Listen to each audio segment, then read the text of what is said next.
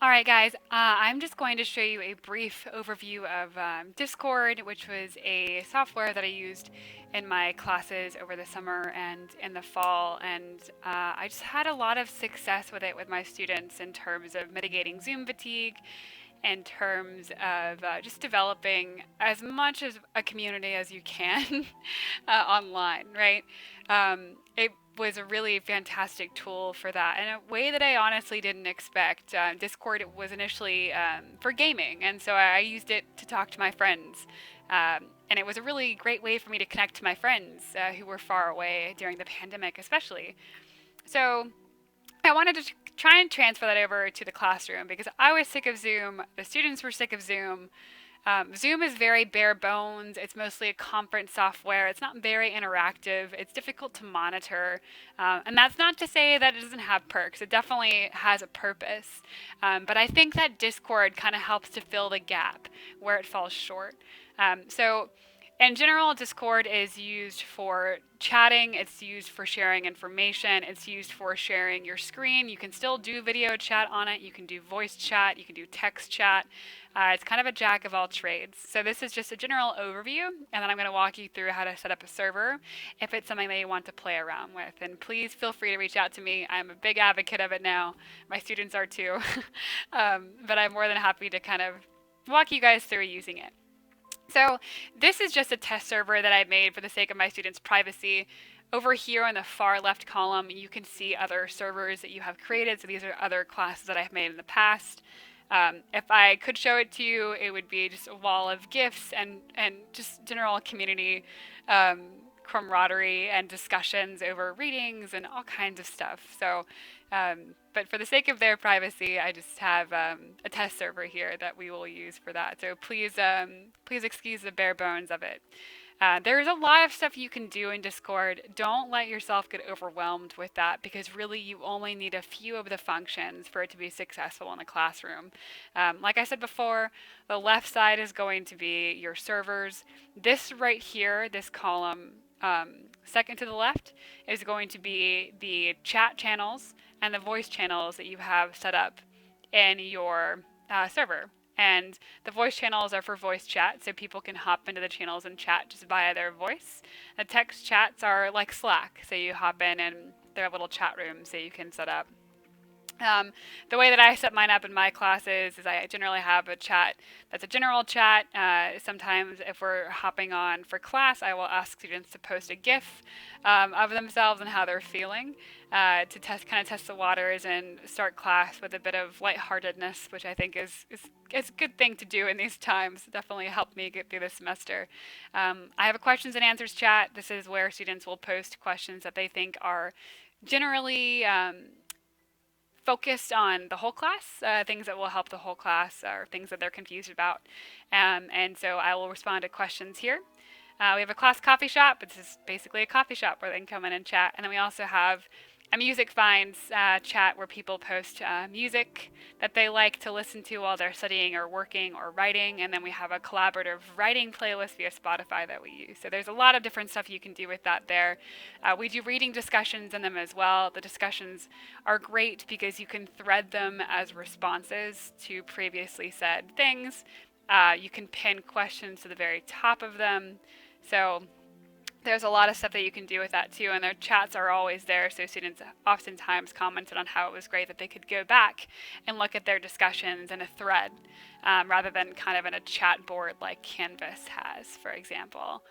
And the thing that really sets Discord apart from other pieces of software, like even Canvas or Zoom or Slack, are the voice channels. So the voice channels are fantastic because you can just hop in them and you can have like basically a phone conversation. You don't have to show your face on camera. You don't have to really have anything else going on. It's just a voice chat. And so oftentimes we will hop into like an office hours chat. This is normally where I do my office hours, or students will have breakout rooms for peer review where I will have them go into their breakout rooms to discuss discussions, or if we do like a silent discussion, I will have them type out some stuff in the discussions, and then they'll break out and they'll talk about things, and they'll come back as a whole class. So similar to the Zoom breakout rooms, but you can actually see the names of whoever is in each of the rooms. So if my students are in here with me, all of their names would show up below me. Their names would also show up here in the right column, who is on or offline. Just an FYI with that. But yeah, so if anyone isn't here with me, their names will pop up and we will be talking back and forth. Another thing that you can do here, if you want to, is you can share your video. All of your students, up to 25 students, I think, can share video within one voice channel, and you can have multiple voice channels going on at one time. You can also share your screen. So if you are looking over a paper, or if you're reviewing something with a student, or your students are doing peer review, they can actually go in and share their screen as well, which is a fantastic tool for that. And it's open all the time, right? So if I'm not here and the students want to meet for a group outside of class, then they can just hop on Discord and they can get into one of the breakout rooms or go to the class coffee shop and hang out. The same thing for office hours. If I'm in my office hours chat and my students are online and they see me, they can hop in. It's kind of like having a little virtual office where they can see my door open and come on inside, even if I'm here kind of outside of my office hours. So all of these are really just nice ways to kind of develop a more informal sense of community in the classroom rather than just email and Zoom conversations, right? So there are a lot of different ways you can organize your communities and things like that. This is how I have generally done mine. Another thing that I do too is you can have a chat room that your students can't post in. And so I will use that sometimes for documents and important information, the syllabus, grading contracts, things like that. Just documents that I want them to make sure that they have memorized in the back of their brains. I will keep those on here as well for easy access, because the students can get this on their phone, they can get it on their computer, and once they kind of start to use it more, they're pretty avid about it. So, but yeah, so that's how Discord is kind of generally set up. And now I'm going to show you how to set up your own server if you're curious about getting it sorted yourself and just kind of playing around with it. So one important thing I will say is, if you can see here, I am still in my office hours chat. And sometimes if we're like meeting in Zoom and Discord at the same time, there'll be a horrible echo. So you want to make sure that you're not in the chat rooms at the same time. So down here it says voice connected. To disconnect from any voice chat, all you have to do is hit disconnect. To hop into a voice chat, all you have to do is click on it. So, and then disconnect again. So be very careful, because it's very easy to join a channel and you can freak out your students when you do that sometimes if they're all in there working. The same thing for chats. All you have to do is click on the chat to switch to chat.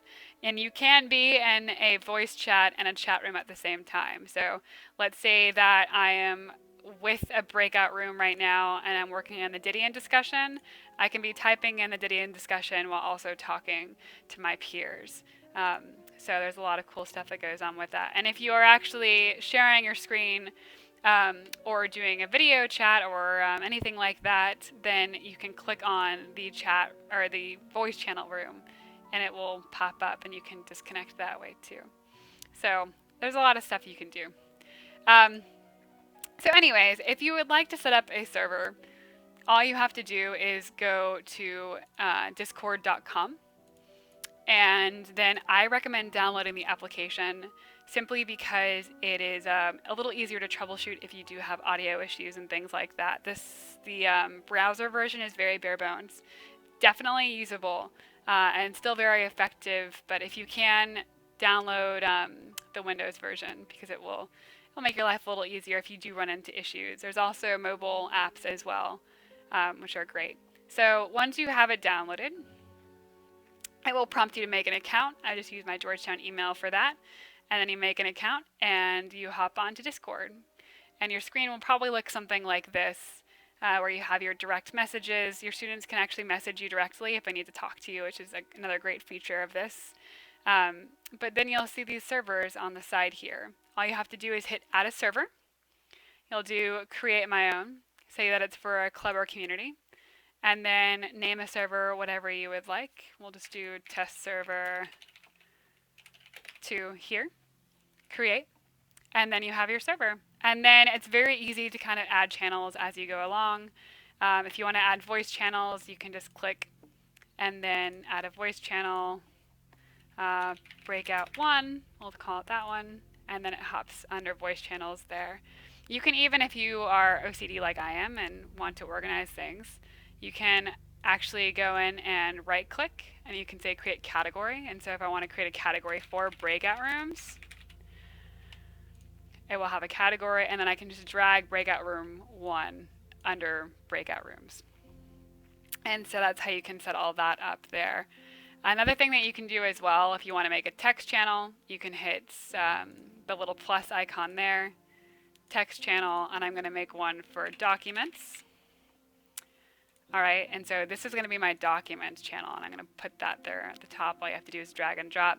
But with the documents channel, I do not want my students to be able to write in it. So I'm going to go to edit channel, which is that little setting screw right there. You click on that, or gear, not a screw. What are tools anyways, right? But then you'll go to permissions, and under permissions, there's a lot of stuff. Ignore all of that, but the big thing you want to look at is send messages. You do not want group members to send messages in this channel. So you'll just click that little X right there, hit save changes, and escape. And now I can post links to my documents here. I will share my calendar for my first unit, and that way they have easy access to that. And any student who tells me they can't find it after showing them, then they're going to get a little, going to give them a hard time for that. But yeah, that is the gist of Discord. The next thing you're going to want to do, once you set up your server and you are ready to go and you play around with it some, is you're going to add people to it. So all you're going to do is come up here to where it says your server name in the top left, click on invite people, and then you are going to go to edit link, because the link will expire after a day if it's not used, and if your students are slow to check their email or something, then they won't be able to access it. So say it will expire never, and then maybe if you want to set a limit for 25 uses, create a link, and then you can just copy paste that and then copy paste it into an email. And that's all you have to do, and they can click that link and it will automatically prompt them to join the channel. They can set up accounts and all that good stuff. I'm going to make an instructional video on how to actually use Discord for my students, and I can share that with you guys as well once it's done. They were able to pick it up pretty easily on their own, but I think that having something like an activity for them to perform a task in Discord, like to message me and then to also respond to a peer's question in the chat, would be a good way to kind of get them warmed up with using the software before classes start. So I'm probably going to have my students do something along the lines of that. But yeah, Discord is it's a fantastic tool. You'll also have your little profile over here. You can edit that and change your name. My students said I reminded them of Gandalf at one point, so I have forever become the Gandalf icon. I'm not taking it as an insult at all. But yeah, it's again a great software. I'm more than happy to help you guys along, because I know it seems overwhelming initially and it can seem confusing and there are a lot of different options, but really all you need is the bare bones surface level stuff, and it works very well. So yeah, I hope you guys enjoy.